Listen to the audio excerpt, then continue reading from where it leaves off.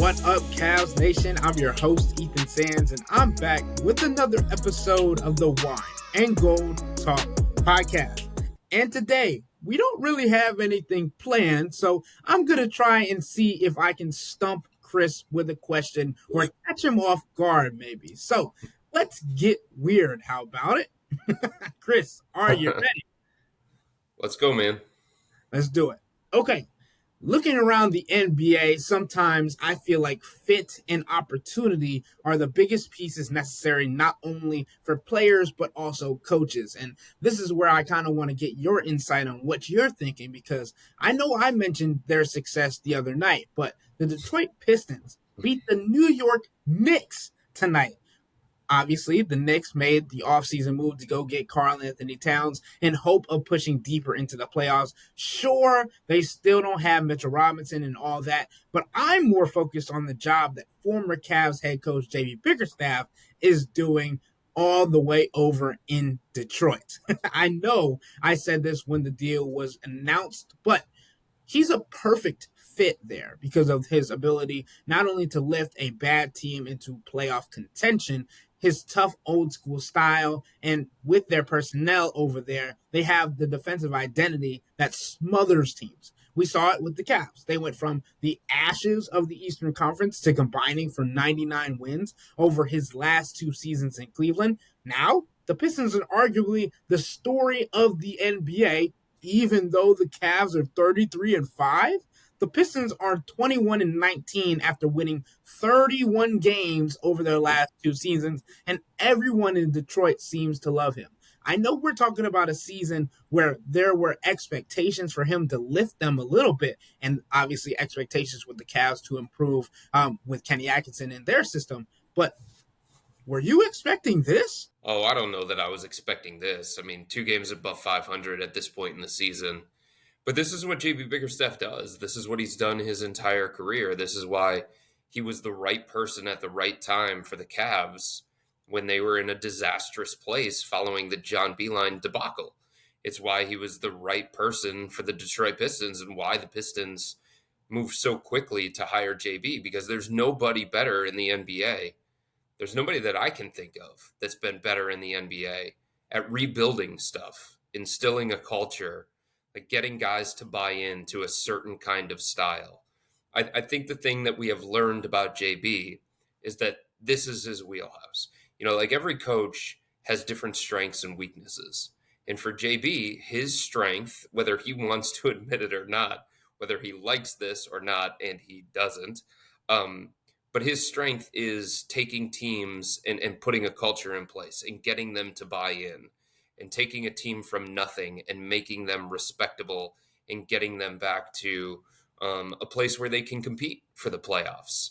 When you get into a playoff environment and it's a chess game and adjustments have to come quickly, and it's about trying to, manage different personalities of star players and take a team to that next level, that's not necessarily him. There are other coaches that are just better equipped to do that. Kenny Atkinson being one of them, Steve Kerr being one of them. Eric Spoelstra is a great tactician. Joe Mazzulla, really, really good tactician. But what Detroit needed was somebody to just put something in place and give them a direction, give them an identity, give them a reason for hope, make them respectable again. And JB has done that everywhere he has gone. Houston, Memphis, Cleveland, Detroit. It's not a surprise that Detroit matters, but it's a surprise that they're above 500, especially given, how many young players they play on a nightly basis. The other thing that you have to say, like pertaining to that, is that they changed their roster a little bit and they wisened up. Back in the day when the Cavs had a point forward like LeBron, it was LeBron and shooters, right? When you were talking about like Denver when they were winning a championship, it was like Jokic and shooters. Cade Cunningham with capable NBA level talent around him, especially shooting in the form of Malik Beasley, Tim Hardaway Jr., Fontecchio coming off the bench every now and then. Cade Cunningham surrounded by shooters can be dangerous. And it has been dangerous. And it's allowed him to take the next step in his evolution and become what I think is going to be an all-star this year. So it's, everything that I praised JB for and I tried to give him recognition for because of what he did for the Cavs. I had no doubt that he was going to do that for the Pistons. It was just a matter of when it was going to happen. And Chris, I think you make a great point with the surrounding characters around him, but like Cade Cunningham is again continued to prove that he could be considered one of the best guards in the Eastern Conference. And we've been talking a lot about the All-Star conversation and how Darius Garland is still fighting to try and be one of those spots. And whether it's a reserve or a starter, we'll still have to wait and see, depending on the fan vote on top of the media and the players around the league. But Cade Mm-hmm. Cunningham has made the conversation difficult for Darius. I mean, you look at his stats over the last couple of games, and 1, 2, 3, 4, 5, 6. Over the last 6 games, he has one game under 20 points, and he Mm-hmm. only has one of those games being under 30 points, or like two of those games under 30 points. Like, that is how dominant he has been. And it's not against slouchy teams either, although there are some mixed in. The New York Knicks, he had 36 tonight. The Golden State Warriors, he had 32 that night.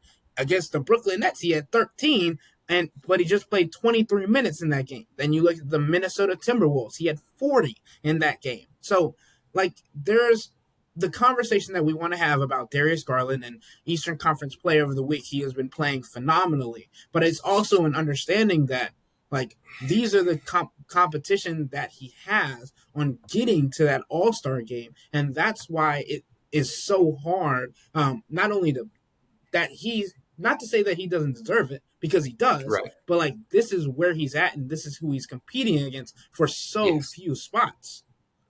That's the thing about it, Ethan. There are about 15 to 18 guys in the Eastern Conference that you can make a case for, that you could say, quote unquote, deserve it.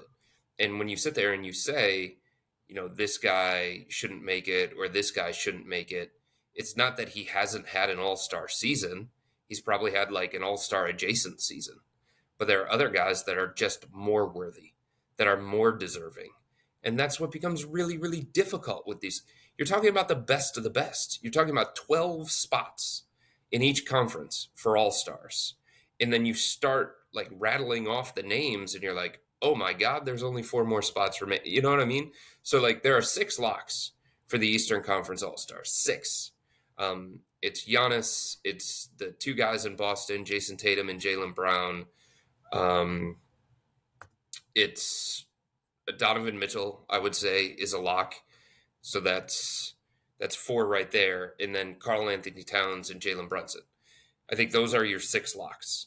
And then you have six spots left, and you're talking about Tyler Hero, you're talking about Damian Lillard, you're talking about Cade Cunningham, you're talking about Zach LaVine, who's been great, right? You're probably not going to put Zach LaVine in there, but like he's been great. Um, and LaMelo Ball is leading the fan voting, so it's like you can't completely ignore him.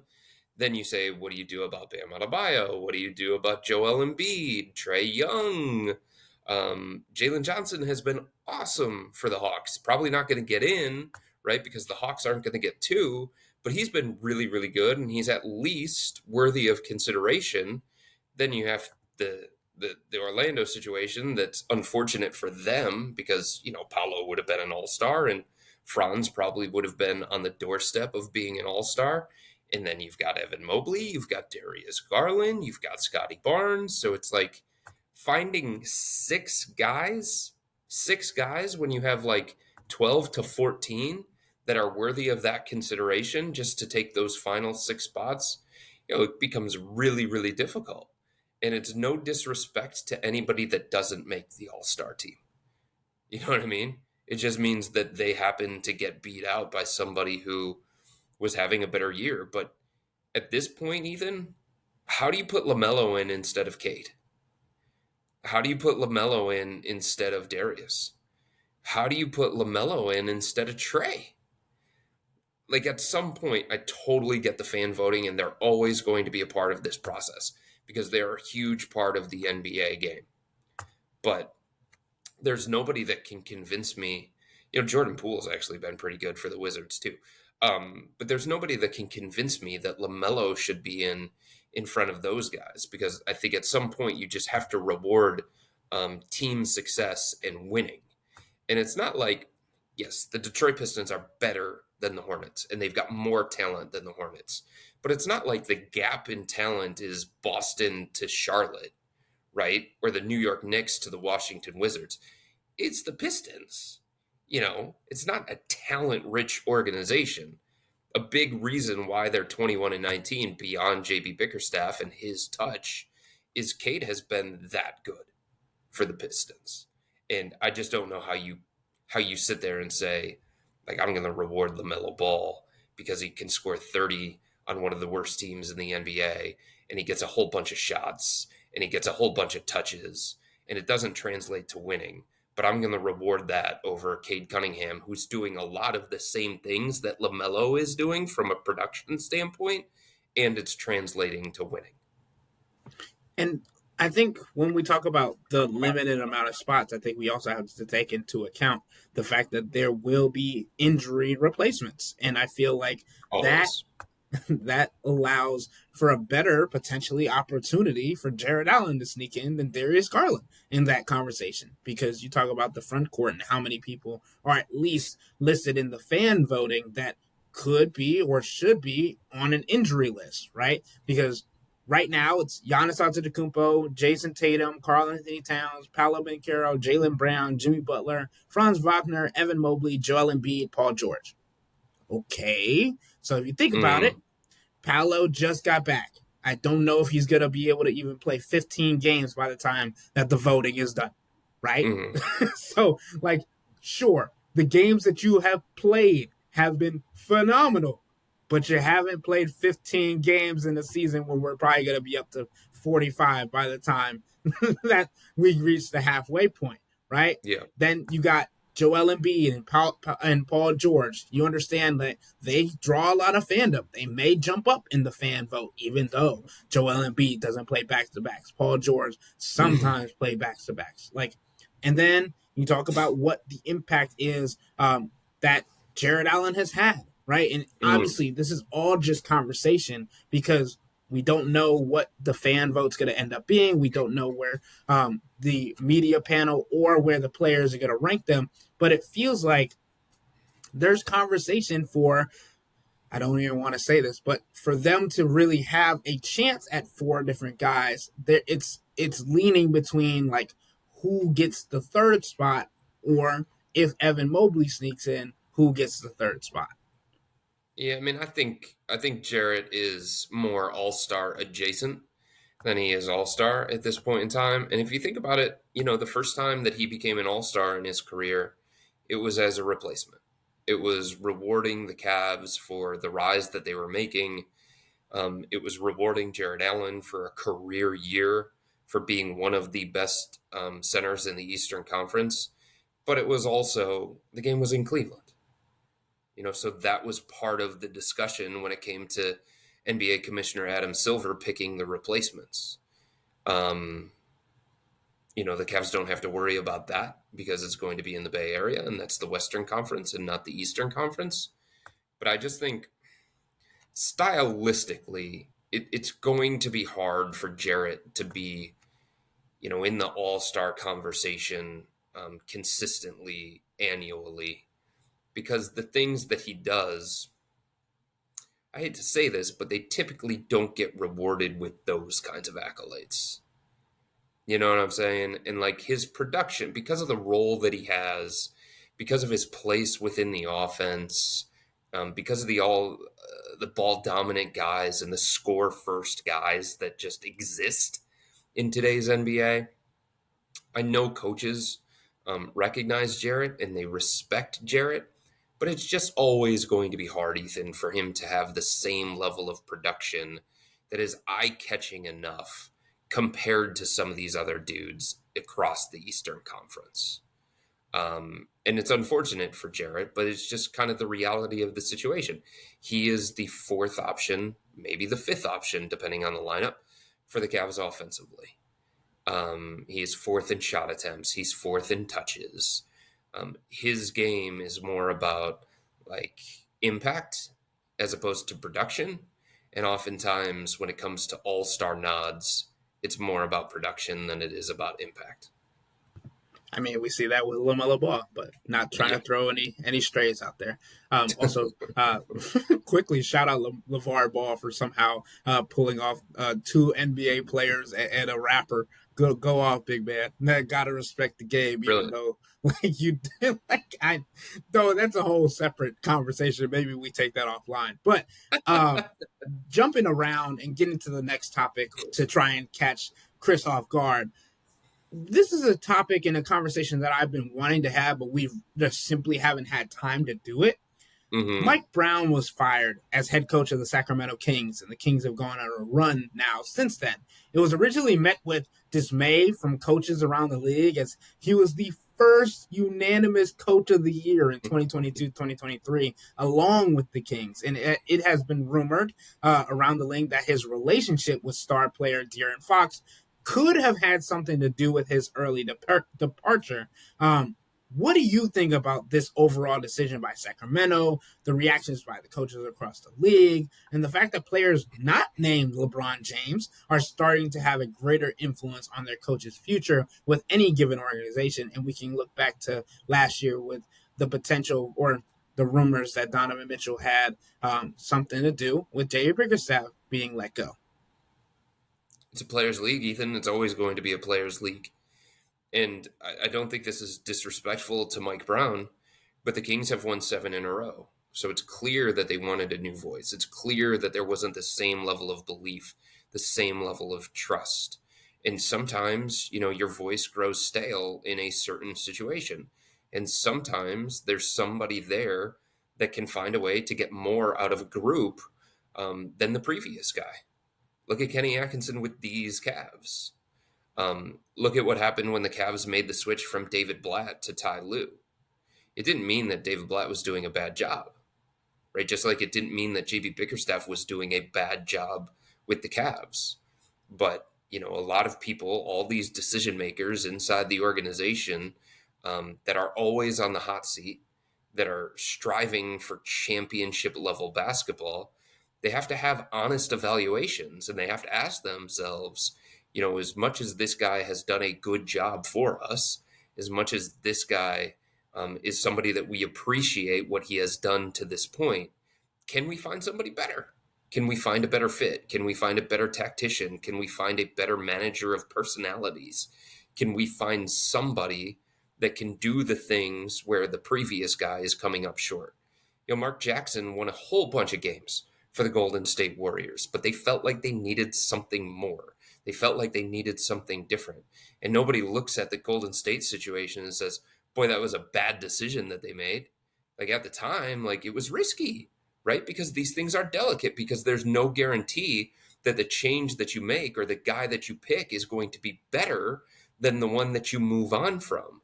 But if you feel like something is missing and you feel like there's enough talent on the team that's underperforming or not meeting your own internal expectations for one reason or another, then you owe it to yourself to see if there's somebody out there that's better. And it seems like the Kings, based on everything that they have done since Mike Brown was dismissed, despite the way that they did it, despite, the contract that they signed him to last off season, they have been a different team without him. And it just feels like there's a different level of belief. There's a different level of trust. There's a different level of commitment. There's a different level of relationship there. And if your star player is going to be happier and in a better place mentally, and bought in more to the new guy, then usually there's a trickle down effect for the entire organization. Like when the Cavs switched from David Blatt to Ty Lue, there was a different buy-in from LeBron James. Duh. There was a different buy-in from Kyrie Irving and Kevin Love. Like the minute that the Kings went away from Mike Brown and they went to Doug Christie, there was a different buy-in from De'Aaron Fox. It's just the way that it goes. Like, that's one of the reasons why, one of the first things that Kenny Atkinson did, Ethan, when he got this job with the Cavs is he reached out to each member of the core four. And it's not to say that he didn't reach out to Karis LeVert or Max Strus or Sam Merrill. Yes, he did. But his priority was the core four. I'm going to get in touch with Donovan Mitchell, and I'm going to have a sit down with him. I'm going to get in touch with Darius Garland. I'm going to have because he understands it's a stars league. He was run out of Brooklyn by stars, right? So his success in large part was going to be tied to his relationships with the most important players in the organization.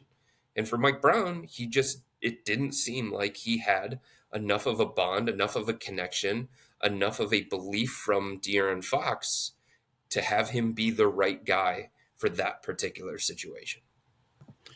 Obviously, the other portion of that is how beloved and how respected Mike Brown is as a coach around other coaches Sure. in the NBA.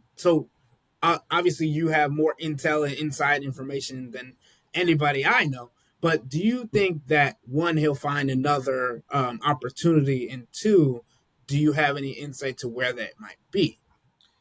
I do think he'll find another opportunity because I think the resume speaks for itself. The level of success that he has had speaks for itself. And it could be a situation where he develops a better bond, a better relationship with a different star player. There just might have been a personality clash between him and De'Aaron Fox. There just might have been a lack of belief from De'Aaron Fox in Mike Brown.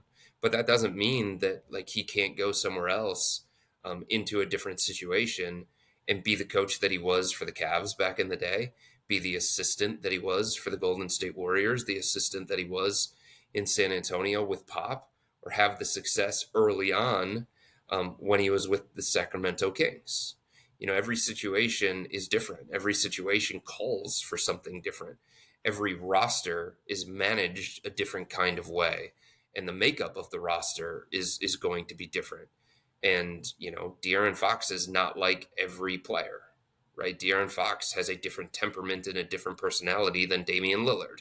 And Damian Lillard has a different temperament and personality than Darius Garland. And the same thing with Darius and Steph Curry. You know what I mean? So there could be a better situation out there for Mike Brown.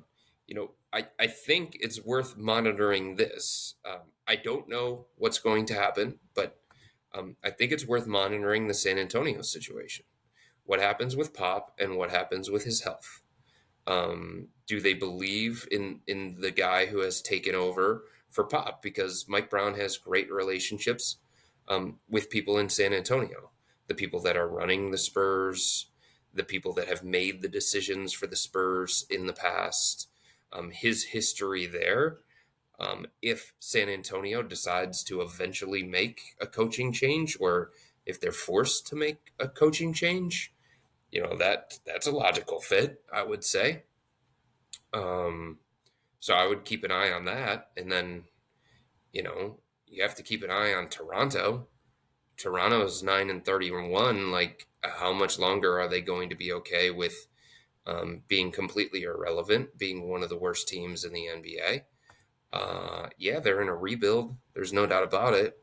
But how much patience are they going to have with this particular coach in this rebuild? Or are they going to say, hey, look, we need to take the next step as an organization? So those would be the two that kind of jump out at me that could be looking at potential changes or be forced into changes. I can't imagine, the Suns moving on from Mike Budenholzer after quickly scooping him up, despite the fact that they've been an underachieving team. Does New Orleans stick with Willie Green? Or do they move on? That's something to monitor as well. With that being said, that'll wrap up today's episode of the Wine and Gold Talk podcast. But remember to become a Cavs Insider and interact with Chris, me, and Jimmy by subscribing to Subtext. This is where you can send in your questions for our weekly Hey Chris episode. So to do that, Sign up for a 14-day free trial or visit cleveland.com/Cavs and click on the blue bar at the top of the page. If you don't like it, that's fine. All you have to do is text the word STOP. It's easy, but we can tell you that the people who sign up stick around because this is the best way to get insider coverage on the Cavs from me, Chris, and Jimmy. This isn't just our podcast, it's your podcast. And the only way to have your voice heard is through subtext. Y'all be safe. We out.